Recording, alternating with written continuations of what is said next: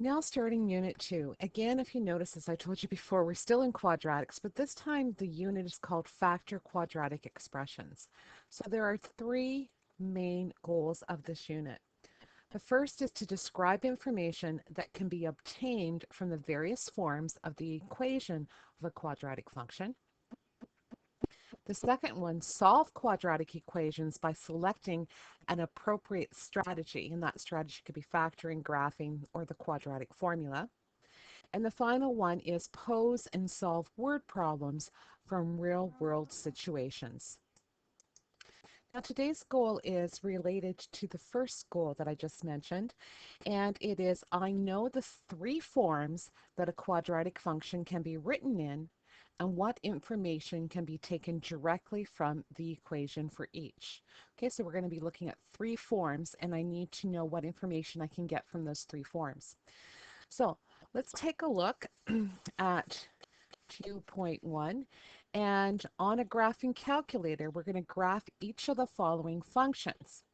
Okay, and here are the three functions. So up's going to come the graphing calculator, and we're going to see what we get. So here's my graphing calculator, and I'm going to enter those three equations. So the first one is x squared plus 2x minus 3. The next one is bracket x plus 3, close the bracket, another bracket, x minus 1. And finally, the last equation is bracket x plus 1, all of that squared, minus 4. All right, now remember the graphing calculator will graph the first one followed by the second followed by the third. So let's take a look to see what this looks like. You're saying all I see is 1. Well, the reason you see only one parabola is because they're exactly the same. Each one of those all represent the same parabola. So it's just like you have 3 days. In 3 days, you change your clothes three different ways. You maybe color your hair one day pink, one day purple. You get your hair cut another day, but it's still you. And it's the same thing here mathematically. Mathematically, these represent the same parabola, but they give us different pieces of information. So the first one is called the standard form, and we've seen the standard form before. And standard form has y equals a number in front of x squared, plus bx plus c. All right? The next one, you noticed it's in brackets, and we call this the factored form. So again, I have an a, but I have two brackets. Both brackets have an x, and then we have a minus r and a minus s. And we're going to talk a little bit more what those stand for in a sense, because those actually tell us something important. And lastly, we spent a lot of time last unit on this form, and this is called the vertex form. And it's y equals a bracket x minus h squared plus k. Now, what we're going to do is we're going to graph the parabola and state its properties. We're going to graph it by taking pieces of information from each one of these equations. So I'm just going to bring this down and see what we can find out. Well, vertex. Which one will tell me something about the vertex? Well, probably the vertex form would. And remember, the vertex form, the vertex is HK, and we have to watch out for the sign. So we can see we have a positive 1. So that would mean to us that we actually have, for our vertex, a negative 1 for our x value, and we have a negative 4. So we could actually plot that. So we have negative 1, negative 4, 1, 2, 3, 4. Okay, so there's our vertex. What else do we know? It's opening. So in other words, does it open up or down?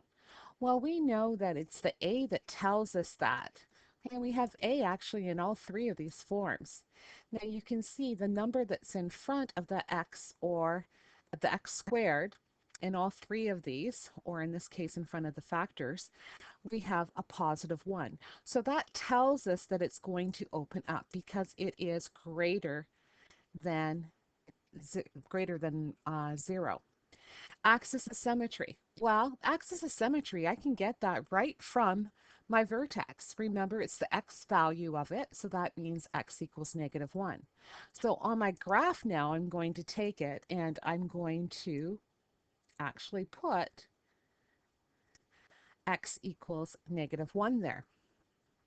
The next thing, domain and range. I'm going to leave those for a second, but then I have maximum or minimum value. That again I can get from the vertex form, just like we did last unit also. So we have it's a minimum, and we actually know that the minimum is -4. Then I come to the x and y intercepts. Now, the vertex form doesn't tell me too much about that. So that means I'm going to get this information from these two equations. Now, the standard form is very easy to find the y-intercept. Remember, when you're finding intercepts, if I'm finding the y, I let x equal 0. So if I let x equal 0 here, that would be 0 squared, so that's gone, plus 2 times 0, so that term is gone, and I'm left with -3. So that becomes my y-intercept, -3. So I can also put that on my equation. So -3, 1, 2, 3, there it is. Then I'm left with the x-intercepts. The x-intercepts actually are going to come from the r and the s. Okay, and just like when we looked at the vertex form and it was the opposite sign that was in the brackets, the same is true here. So if I have a positive 3 here, it means it's going to cross it at -3. And I have a -1, so the opposite will be +1. So you can see what we've created here is we have 4 points, and we didn't use the step pattern to get those 4 points. So let's just finish writing this table here. So we have 2 x-intercepts, and we have 1 y-intercept. And now if I look at the domain, remember the domain of all parabolas is the set of real numbers. The range also is in the set of real numbers. However, it's such that if you notice the y will never go below this point here, and this point here is -4. So that means that y is always going to have to be greater than or equal to -4. So we were able to get all that information from these three forms. Now let's just finish drawing this parabola, and I'm going to do it in green, and as you already discovered, I'm not the greatest at doing my parabola, but there we go. So you can see what we have here, and just to reiterate, this here is our y-intercept. Okay, and I'm just going to type that because it will come out so much nicer for you. So that's our y-intercept. And along the x-axis, we have 2 of these. We have an x-intercept here and an x-intercept here.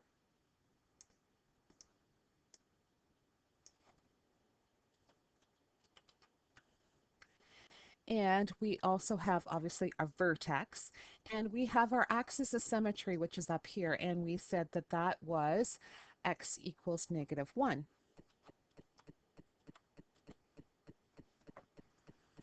Okay, so 3 different forms. So let's take a closer look at what each form tells us. So first of all, when we look at the standard form, what information were we able to get from the standard form? Well, first of all, we were able to tell what the y-intercept was, and we were able to tell whether the parabola opened up or down. So we're going to start with the a value just because that is common for all of our values. So the a value tells, first of all, whether something is stretching. Okay, and that would happen if the absolute value of a is greater than 1, or compresses if the absolute value of a is less than 1. And it also tells us whether it's a reflection. So in other words, if A is less than 0, I know it flips down. So it tells me that. So we find A actually in every single one of these forms. So we get that information straight across from all three forms. Now, we did talk already that we also get the y-intercept. And the y-intercept each time will be the plus c. So whatever that constant number is, it will be the y-intercept. If c isn't there, that means the y-intercept is 0. Now in our factored form, what we ended up having was our two x-intercepts.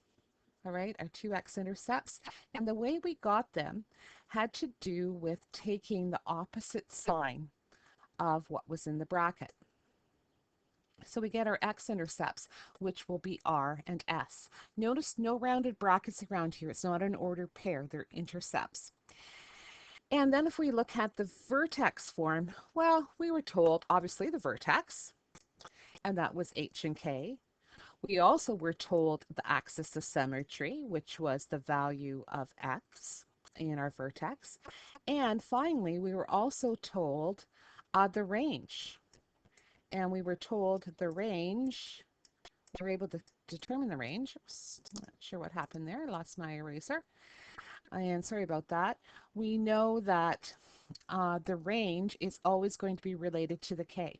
So if this parabola first of all opens up, I know that y is always got to be greater than k. If it opens down, I always know that y is going to be less than k. Okay, so we're going to work a little bit more with that. All right. Now, I'm not quite sure whether I can finish in the time that I have, so I'm going to make the second part. It won't take quite as long as what we just looked at.